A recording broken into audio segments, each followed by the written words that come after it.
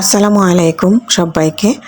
আমার ডিভোর্সের ১ মাস পরে আমি যখন জানতে পারি আমি প্রেগনেন্ট, আর এই প্রেগনেন্টটার খবর আমি আমার পরিবারের কাছে কিভাবে বলবো? আমি যখন ক্লাস 8 এ পড়ি, আমার বয়স তখন 13 থেকে 13.5 বছর বয়স হবে। আমার বাবা দেশের বাইরে থাকেন, আমার মা গ্রামের খুব মূর্খ অশিক্ষিত একজন নরমাল মেয়ে। আমার পরিবারের সবার ছোট আমি। আমার পরিবারে আমার বড় বোনেরা আছে, তাদের বিয়ে হয়ে গিয়েছে, আর আমি সবার ছোট। আমার ছোট 2 ভাই আছে। আমি যখন ক্লাস 8 এ পড়ি, স্কুলে যাওয়া আসা করি, তখন রাস্তায় আমাকে কিছু এলাকার বখাটে ছেলেরা ডিস্টার্ব করত। আমি দেখতেও ভালো সুন্দর ছিলাম, বয়স যদিও কম ছিল, দেখতে অনেকটা বড় হয়ে গিয়েছি। পরিবার থেকে আমাকে চাপ দিয়ে, বাবা যেহেতু দেশের বাইরে থাকেন, মা আমাকে নিয়ে চিন্তা করতে পারবেন না, টেনশনের জন্য উনি আমাকে বিয়ে দিয়ে দেন। ভালো একটা পরিবারে বিয়ে দিয়েছিলেন, সিঙ্গেল ফ্যামিলি দেখে। আমার হাজব্যান্ড তখন চাকরি করতো ইবনে সিনাতে, ভালো একটা পোস্টে ছিল। আমার বিয়ে হয়ে যায়। বিয়ের 3 মাসের মধ্যে আমার হাজব্যান্ড আমার সাথে অনেক নির্যাতন করে ফেলে।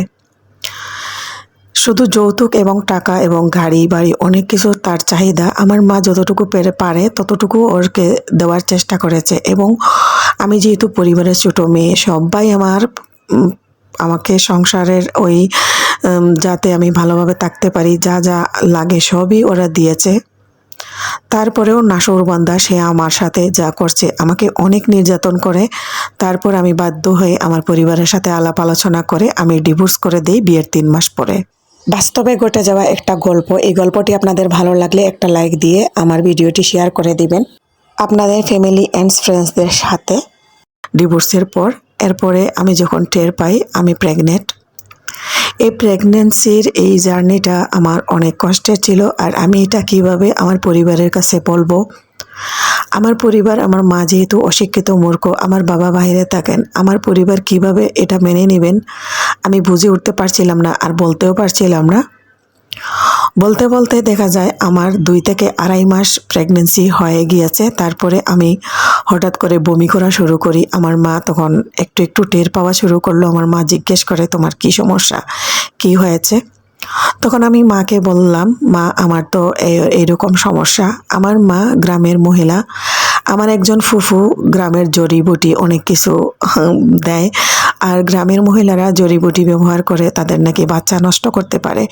তারা কিন্তু প্রস্তুতি নিয়েই নিয়েছে আমার বাচ্চা নষ্ট করে ফেলবে। আমি এখন কি করব কিছুই বুঝে উঠতে পারছিলাম না। বয়স ততক্ষণ আমার মাত্র 13.5 বছর, ওই রকমের মতো। দেখতে যেহেতু বড় সড়ো ছিলাম, মনে করেছিল সবাই মনে হয় আমি অনেক বড়। আসলে যে আমি তো জানি এখন কিভাবে কি করব। আমার বিয়ের মাত্র 1 মাস আগেই আমি মেয়ে মানুষ হিসেবে পরিচিত পাইছি, যে আমার শারীরিক যে গঠন বা যা আছে ওগুলা বুঝে গিয়েছে। আর 1 মাস পরেই আমাকে বিয়েও দিয়ে দেয় ফ্যামিলি থেকে। আমার মা জড়িবুটি ব্যবহার করার পর আমার ফুফু জড়িবুটি আমাকে ব্যবহার করে। আমি অনেক ক্লান্ত হই, অনেক ব্লিডিং হয়, কিন্তু আমার বাচ্চা নষ্ট হয় না। আমি তো খুবই টায়ার্ড হয়ে যাই, শরীরের যত রক্ত আছিল সব চলে গিয়েছে। আমি একদম রক্তশূন্যতায় ভুগছিলাম। তারপর এরকম করতে করতে হয়ে গিয়েছে আমার প্রেগনেন্সির 3 মাস। তখন পার্শ্ববর্তী হাসপাতালে আমাকে নিয়ে যাওয়া হয়। আমার বড় বোনের আমি হেল্প চাই যে তুমি আমার সাথে আসো, আমার তো খুব ভয় লাগছে। আমার বড় বোন আর আমার মা আমাকে নিয়ে হাসপাতালে যাওয়ার পর হাসপাতালে গাইনি বিভাগের ডাক্তারনি ম্যাডাম যখন আমাকে চেক আপ করেন, তখন তো উনি বলে দিলেন আমার শরীরে প্রচণ্ড রক্তশূন্যতা, আর আমার হাজব্যান্ডকে নিয়ে আসলাম না কেন, আর এত কম বয়সে আমি বাচ্চা কেন নিলাম। এত প্রশ্নের উত্তর তো দেবার মতো আমার মুখ নাই। আমার বোন আর মা যা বলার ডাক্তারনি ম্যাডামকে বলতেছে, আর বলতেছে যেভাবেই হোক এই বাচ্চাটাকে নষ্ট করতে হবে।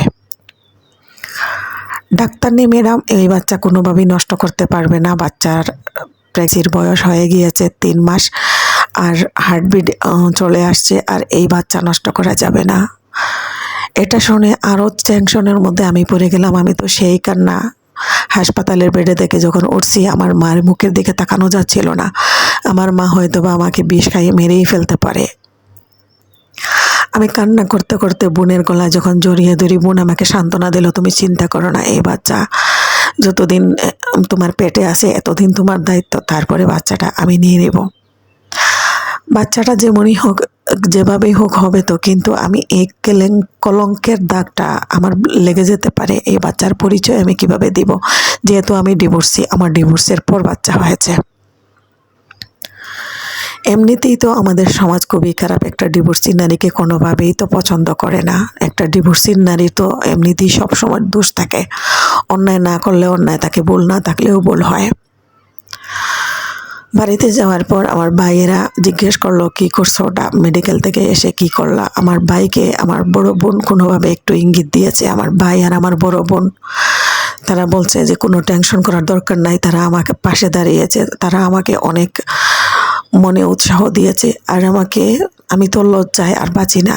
যখন আমার প্রেগনেন্সির 3 মাস, আমি আর তো কিছু করার নাই, আমার বাচ্চা তো এটা দুনিয়াতে আনতেই হবে, ছেলে হোক আর মেয়ে হোক। ওই দিন থেকে আমি আর ঘরের বাহিরে, 4 দেয়ালের বাহিরে কখনো বের হতাম না। ঘরের ভিতরে গোসল, খাওয়া দাওয়া, কোনো মেহমান আসলে, আত্মীয় স্বজন আসলে তাদের কাছেও আমি গিয়ে বসতাম না। আমি বুঝতে দেই নাই যে আমার বাচ্চা আছে পেটে। কোনো রকম আমি অনেক কষ্ট করে 4 দেয়ালের মধ্যে বন্দি থেকে আমার বাচ্চা ডেলিভারি হয়। ডেলিভারি হওয়ার পর দেখা যায় মেয়ে বাচ্চা হয়েছে। যাই হোক, যেমন কথা তেমন কাজ। আমার ভাই আর আমার বড় বোন এই বাচ্চাকে কোলে নিয়ে, আমার বড় বোন বলেছে বাচ্চাটা যতদিন বেঁচে থাকবে এই বাচ্চা আজকে থেকে আমার। আমার ভাই বলেছে এই বাচ্চার পিতার আদর এবং মামার আদর সবই আমি দিব, এই বাচ্চা আমরা পালবো, এই বাচ্চার পরিচয় তোমাকে আর দিতে হবে না। যাই হোক, তারপরেও তো আমি মা, আমি হতভাগী, আমি কলঙ্কিনী। আস্তে আস্তে আমার বাচ্চাটা বড় হওয়া শুরু করে। বাচ্চার যখন 8 মাস বয়স হয়, তারপরে ওর বাবার কাছে আমরা কোনোভাবে একটা খবর, নিউজ পাঠাই যে তোমার একটা মেয়ে বাচ্চা হয়েছে। ওর বাবা তো কখনোই এটা মেনে নেবে না, ও রাজি হয় নাই, আজ পর্যন্ত সে এটা মানতে পারেনি। আমার মেয়ের বয়স বর্তমানে এখন 13.5 বছর।